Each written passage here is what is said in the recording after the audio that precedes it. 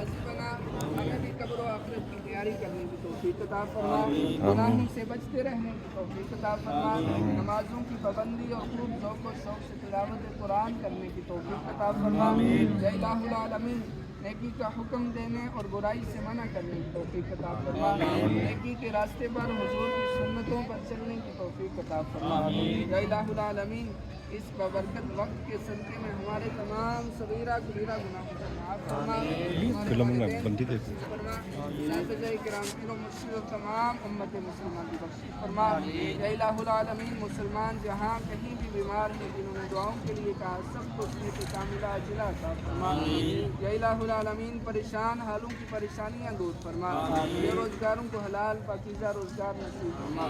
تنگ دستوں کو فراغ دستی عطا فرما، بے اولادوں کو نیک اور صالح اولاد نصیب فرما،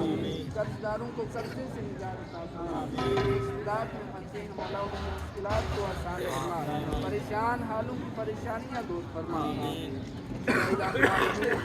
اس مبارک وقت کے صدقے میں حاضرین محفل میں سے جس کسی کے دل میں جو بھی نیک اور جائز مرادیں ہیں سب کو پورا فرما، یا الہ العالمین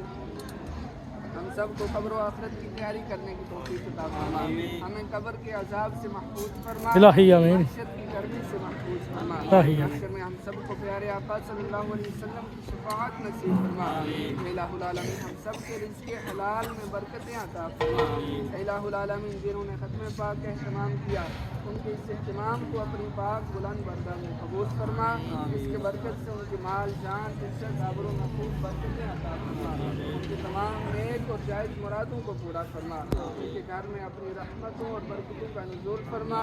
دشمن کی میلی نظر حاسدوں کے حسد شریروں کے شر سے محفوظ فرما،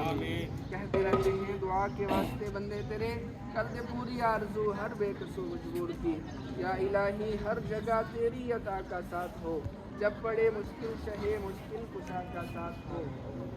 سبحان ربک رب العزت عما یصفون وسلام علی المرسلین والحمد للہ رب العالمین، وصلی اللہ تعالی علی خیر خلقہ محمد وعلی آلہ وصحبہ اجمعین۔